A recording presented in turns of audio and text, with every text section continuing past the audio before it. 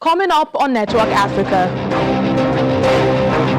Libyan Parliament orders committee to create a post-December 24 roadmap after election delay. The World Health Organization says the vaccines available remain effective against both the Delta and Omicron variants. Plus,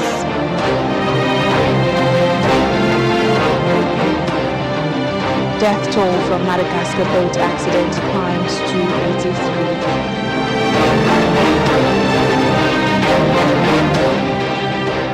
Hello and welcome to the program. I'm Layo Adegoke.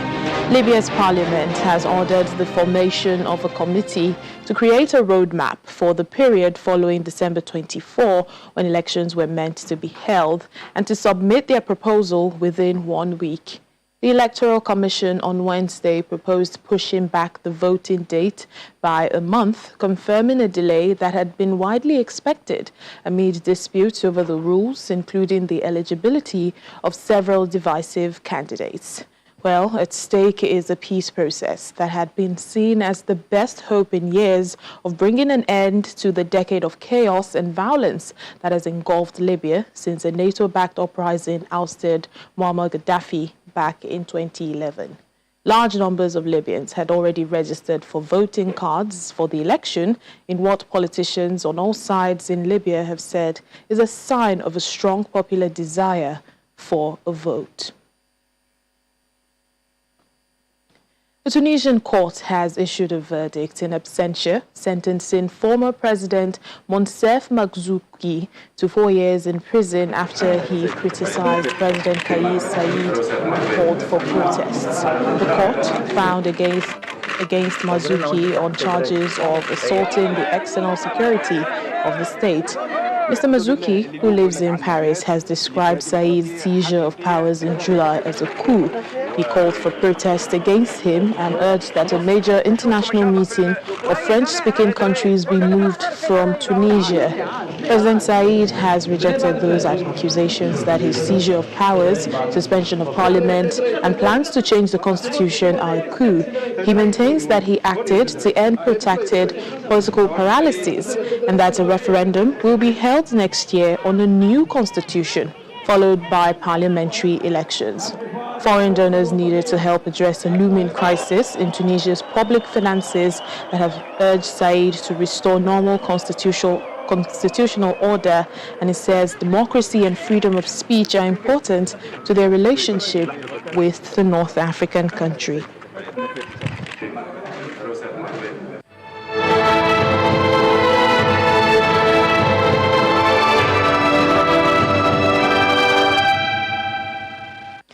The World Health Organization is giving assurance that the vaccines available remain effective against both the Delta and Omicron variants.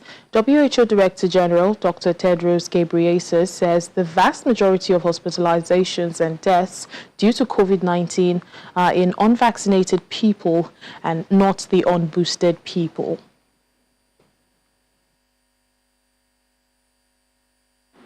It's frankly difficult to understand how a year since the first vaccines were administered, 3 in 4 health workers in Africa remain unvaccinated. While some countries are now rolling out blanket booster programs, only half of WHO's member states have been able to reach the target of vaccinating 40% of their populations by the end of the year, because of distortions in global supply. Enough vaccines were administered globally this year that the 40% target could have been reached in every country by September, if those vaccines had been distributed equitably through COVAX and AVAT. We are encouraged that supply is improving. Today, COVAX shipped its 800 million vaccine doses. Half of those doses have been shipped in the past 3 months. Our projections show that supply should be sufficient to vaccinate the entire global adult population and to give boosters to high-risk populations by the 1st quarter of 2022.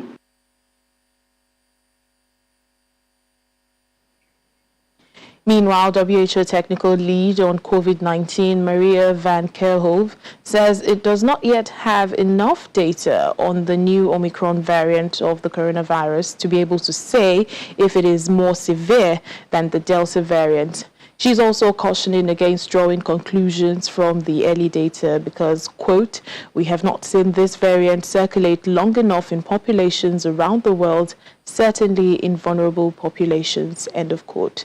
Well, it is almost a month after South Africa first raised the alarm about the emergence of the Omicron variant.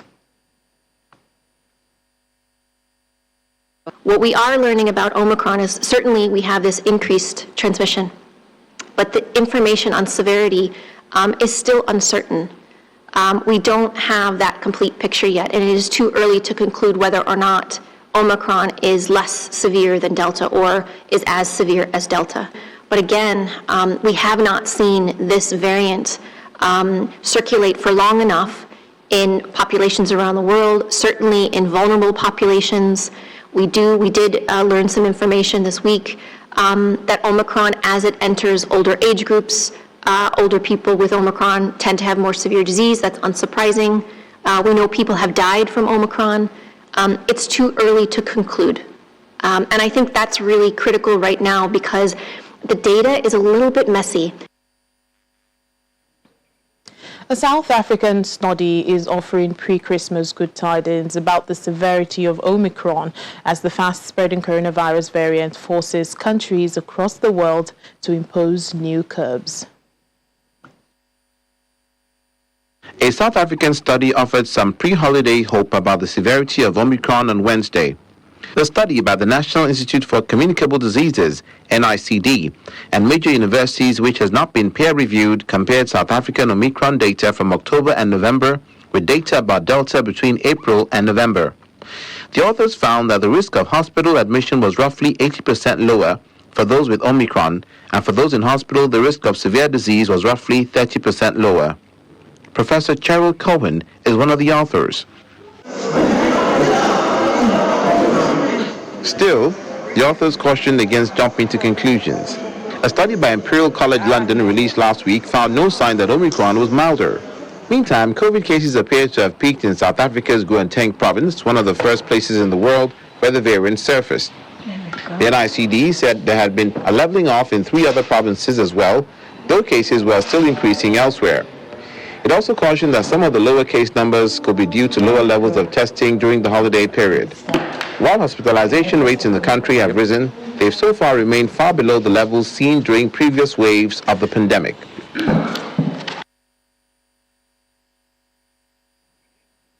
Well, let's get more on this from our South Africa Bureau Chief, Betty Dibia, joining us now. Hello, Betty. How are South Africans reacting to this study that is suggesting lower risk of hospitalization with Omicron versus the Delta variant, especially, as they prepare for Christmas? Well, the mood is as Christmassy as you can have it, everyone to his own or her own pocket. People are shopping, there's a lot of charity work going on. People are being supported. The particular radio programs where people call in to state their needs, because after after the holiday, January is a new school year in South Africa, so everyone is faced with that reality. So there's traveling. There's a lot of the traveling season has started. There are pile-ups on the way. Traffic on the highways, intra-city or intra-provincial highways. The government officials in some areas are on the way, ensuring that people drive safely. Of course, we've recorded some accidents on the way. People traveling, and that's the end of the Christmas for such families. There are international tourists are here as well. One of the industry operatives that we spoke to was talking about, roughly about 50% of what they would have expected, or they were expecting. They're getting 50%, which is much better than nothing, and which is a far higher number than what they got last year, where a lot of fear was in place and traveling was not exactly. Remember, South Africa was in the grip of a third wave, I think, at that time. Had just started during the holiday, and restrictions were tightened a little bit before it was loosened much later. But generally, it's still Christmassy. Kids are playing, families are traveling to local resorts, and then people are coming in from other countries to spend Christmas here.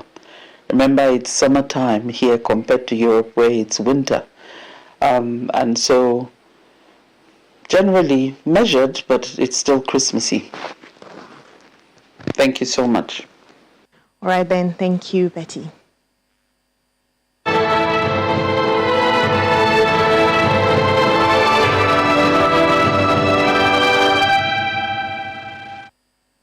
Madagascar's maritime agency says the death toll from the sinking of a cargo ship off the coast of the northeastern region has risen to 83 as bad weather put an end to the search for 5 missing passengers on Wednesday.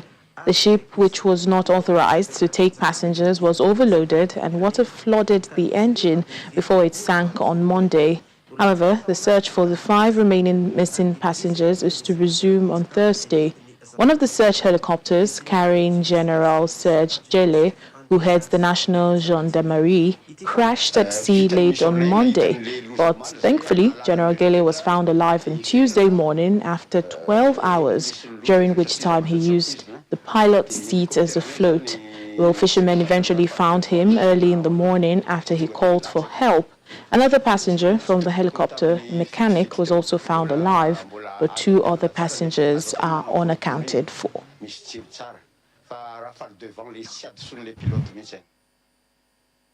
Or here in Nigeria, 3 explosions have rocked Maiduguri, the capital of Borno State, killing at least 3 people.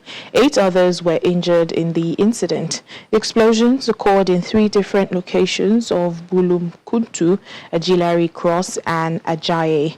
Although there is no official statement from the police and no group has claimed responsibility yet, the casualties are said to be from the explosions that happened in Ajayi and Bulumkuntu, and Bulumkuntu is the only route from the airport to the city center. In the meantime, President Muhammadu Buhari is visiting Maiduguri, the Borno State capital, to commission multiple projects executed by the state governor, Babagana Zulum. He will also commission a building donated by businessman Mohammed Indimi to the University of Maiduguri.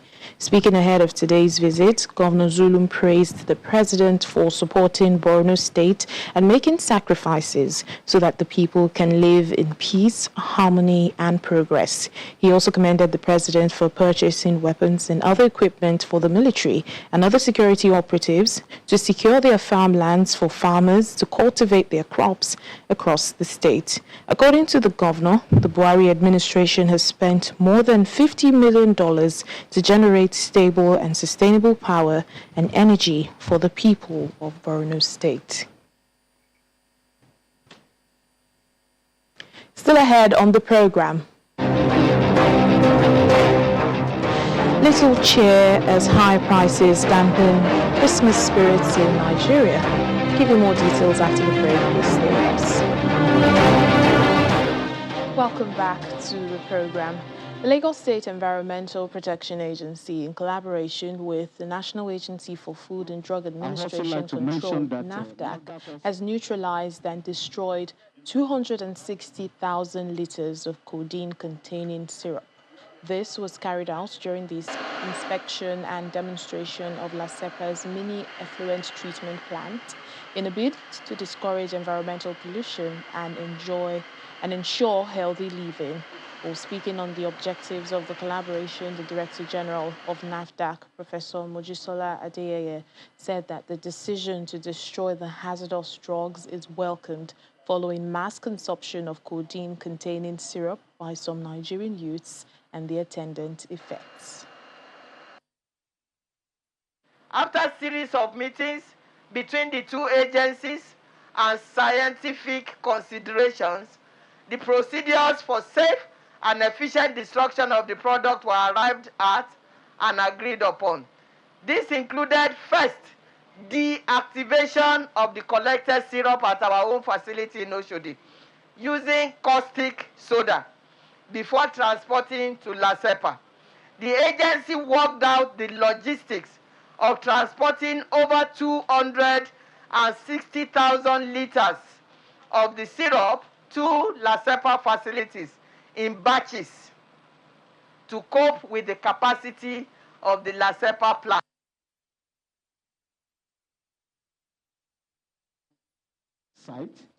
Meanwhile, the general manager of La Cepa, Dolapo Fasawe, called on manufacturing companies to get functional effluent treatment plants for proper discharge of their hazardous chemicals. This agency has a right to penalize anyone discharging hazardous chemicals into our water bodies. They have to have effluent treatment plants. Most of the big manufacturers have it.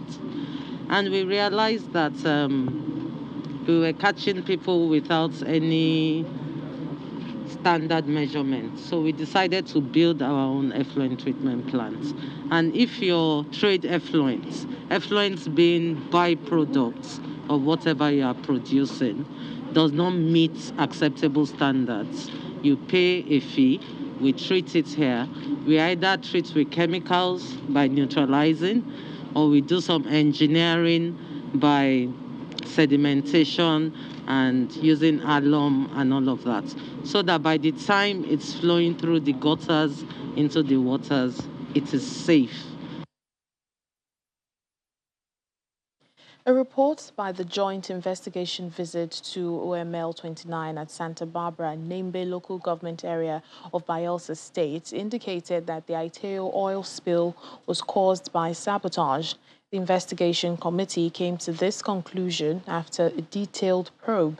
The team has representatives from the National Oil Spill Detection and Response Agency and has other members from the Department of Petroleum Resources, Aiteo Oil Company, and the Bayelsa State Government. This is the oil head known as Christmas Tree, where crude oil gushed out for over a month. It's within this area that the actual cause of the spill can be detected, and the lead engineer explains his findings. The hydrocarbon was gushing out from here. We call here tubing spool. And here is where you have via plug. So the essence of this place is to monitor the casing pressure. So these valves here is to stop whatever pressure that may want to come out from the casing. So these valves was removed. The other valve was removed just like the way this one's are. The flow was coming out from this direction. It was also coming out from the other direction. That is why if you see the video, you discover that the flow was horizontal. Yeah, gushing out this way. NOSTRA is the regulatory agency for such disasters, and it announces its position after the inspection. If we look at the pressure in the well, it is very, very unlikely that the pressure will remove those valves. And when we were there, the engineer that killed the well, I asked him a specific question, that after killing the well, before fixing the valves, what was the circumstances of the thread of the features that held the valves? Because if those valves were pulled out under pressure, the threads supposed to have worn out. And he answered emphatically that the threads were intact. So there was no way the internal pressure from the well could have removed those valves.